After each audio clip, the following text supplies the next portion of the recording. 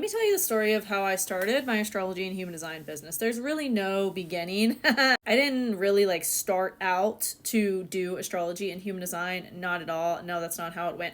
I was obsessed with astrology and I would talk to anyone about it who would hear me talk about it, which I forced everyone to. So anyone I met or interacted with had to hear me talk about astrology. I would never shut up about it for years. This went on for years. I had other jobs. I worked for people. All the while I was building this business, I really wanted to be successful doing health and fitness. But it just wasn't working out. And it was so frustrating, which now looking back, I know that that is my human design, not self theme, so I'm not supposed to be feeling frustrated about things, but I continue to do it. I wanted it to work so bad. I wanted to be my own boss and entrepreneur, but it just wasn't. And then COVID happened and I lost everything that I had for stable income. And I had to pivot into my actual passion and obsession, which, have you guessed it? It's astrology.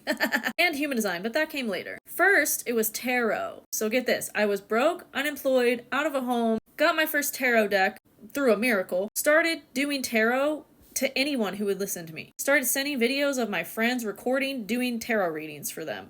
Then I started going live on Instagram. Everybody started asking me for a tarot reading. I didn't have many followers. I wasn't getting many views. That's not the point. It's that clients started coming because that's what I was meant to be doing. Because I was passionate about it. I was obsessed with tarot at the time. People also knew I was into astrology, so they started asking me to read their astrology. And I was like, sure, let me give this a shot. I can read your astrology.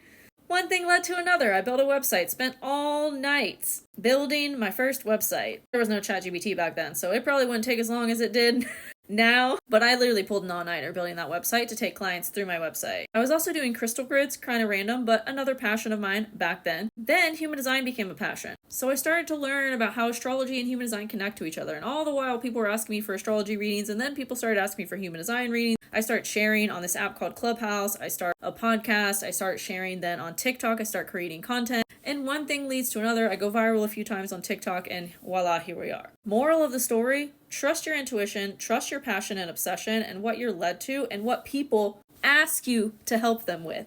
Because that's what you're meant to be doing. If you want to learn from me, I teach you all of it in my business course, Get Paid for Your Gifts. Link is in bio.